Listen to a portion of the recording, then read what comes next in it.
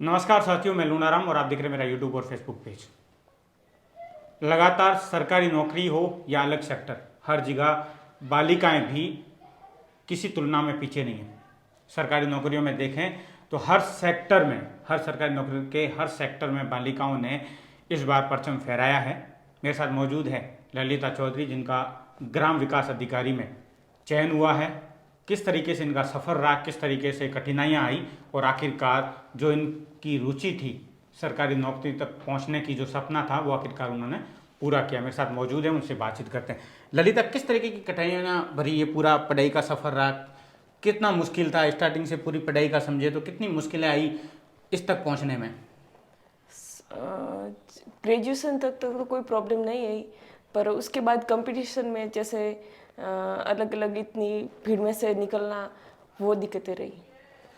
पढ़ाई को लेकर समझें कि सरकारी नौकरी तक का सफ़र तय करना, क्योंकि आजकल बालिकाएं हर सेक्टर में आगे आ रही है, लेकिन कई जगह अपन देखते हैं कि बालिकाएं उच्च शिक्षा तक भी नहीं पहुंच पाती है। तो ऐसे में आपने कैसे सोचा कि सरकारी नौकरी तक पहुंचे, एक अपना मुकाम, कौन सी नौकरी तक पहुंचना था, फिर आखिरकार आप ग्राम सेवक बने? तो पहले क्या टारगेट था? कोई RS IAS या और कुछ? नहीं, RS IAS का तो नहीं रहा, पर ये था कि जॉब लेना है। नहीं तो कौन सी नौकरी में जाना चाहते थे शुरू से? कोई भी सरकारी नौकरी हाँ, या गवर्नमेंट, फिर ग्राम जो विकास पहले अधिकारी मिले तक ही वो था? गवर्नमेंट मिले वही। कोई भी गवर्नमेंट की मिले हो, ठीक है। कितनी बार ट्राई करनी पड़ी? कौन कौन से एग्जाम दिए अभी तक? मैंने फर्स्ट 2018 में LDC दिया था, और उसके बाद पटवार, उसके बाद ये वीडियो। फिर ग्राम विकास अधिकारी में हो गया। ग्राम विकास अधिकारी की कितनी बार दिया एग्जाम? फर्स्ट।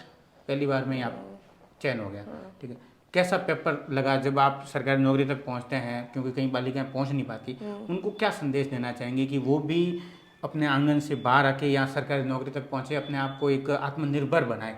कैसे देखते हैं, क्या कहेंगे उनको? पहले तो मेहनत ही जरूरी है, और बाकी सोशल मीडिया, फंक्शंस, परिवार, सबको छोड़ना पड़ता है।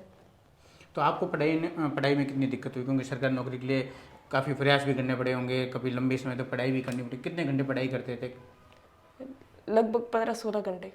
15-16 घंटे पर डे? Per day. और जब ये नौकरी लगी, अब परिवार में कितनी खुशी है? सब खुश है। सब खुश है। अपनी दूसरी जो बालिका है उनको क्या संदेश देंगे कि वो भी आगे आकर सरकारी नौकरी तक पहुँचे, इस तरीके से वो हर सेक्टर में जाएं? क्या आप भी, क्योंकि जितनी भी बालिकाएं अलग अलग सेक्टर में एक उच्च मुकाम तक पहुँचती है, वो दूसरी बालिकाओं के लिए एक प्रेरणा है, तो आप क्या कहेंगे उनको?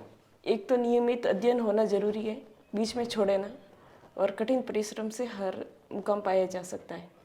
कठिन परिश्रम से हर मुकाम पाया जा सकता है। तो ये ललिता चौधरी है, जिनका ग्राम विकास अधिकारी में चयन हुआ है। और सबसे महत्वपूर्ण बात आपको बताते हैं कि हर सेक्टर में जिस तरीके से बालिका आगे बढ़ रही है, वो परिवार ही नहीं, पूरे देश के लिए गर्व का विषय है।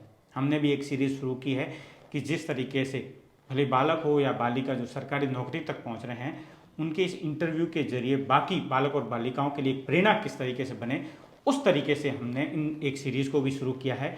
और ऐसे गांव के होनहार बच्चे जो गांव में हैं, जिनका जो पढ़ाई के तक पहुंचना, उसके बाद में एक सरकारी नौकरी तक का सफ़र एक कठिन होता है, उन्होंने जो तय करते हैं, उस तरीके के लोगों तक हम पहुंचते हैं और आप तक उनको पहुंचाते हैं, ताकि अन्य लोगों के लिए भी वो एक प्रेरणा बन सके। मैं आपका साथी लूनाराम, जालो।